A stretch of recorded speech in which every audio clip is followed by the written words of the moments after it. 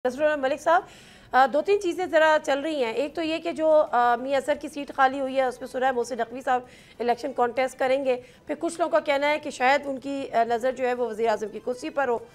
दूसरा सदर के हवाले से भी चल रहे हैं कि शायद उनकी भी तब्दीली के हवाले से कोई प्रपोज़ल वगैरह है।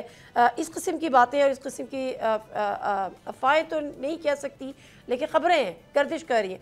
आप क्या कहते हैं इन पर? देखिए, मुझे तो नहीं लगता कि फौरी तौर पे आसिफ अली जरदारी साहब को हटाया जा रहा है या कोई ऐसी सोच पाई जाती है।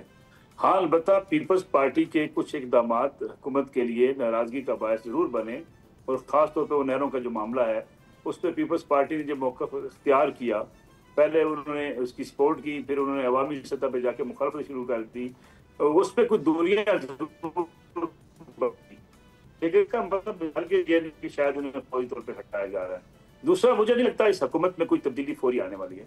अगर फौरी तब्दीली आने वाली होती तो हालात ऐसे ना होते जो इस मुल्क में नजर आ रहे हैं। फिर इस हुकूमत के हवाले से या मौजूदा जो सिस्टम है, अमेरिकन भी और ख़ासतौर पर अगर हम ब्रिटिशर्स की बात करें, चीन की बात करें, तमाम ने ये बात कही है कि इस सिस्टम को चलना चाहिए और कंटिन्यूटी जो है वो आज़ाद ज़रूरी है सरमायाकारी के लिए और जो हमारे एग्रीमेंट्स हो रहे हैं उसके लिए। अगली बात जो आखिरी जुमला मैं उस पर कह दूं, जो अभी बात हो रही थी कि खान साहब बनी गाला जाने की ऑफर ये या नहीं थी। सवाल ये है कि हुकूमत तो बारहा ये बात कह रही है कि इमरान खान एनआरओ मांगते हैं। एनआरओ क्या मांगते हैं? वो बरतानिया जा सकते थे, लेकिन वो किसी खलीजी मुल्क जाने को तैयार नहीं थे। वो बाहर निकल के चाहते हैं कि हुकूमत को गिरा दी जाए, ताकि वो ये कहें कि मेरा बयानिया जीत गया, मैं बाहर आया, हुकूमत को गिरा के आया, किसी एनआरओ की शक्ल में नहीं आया।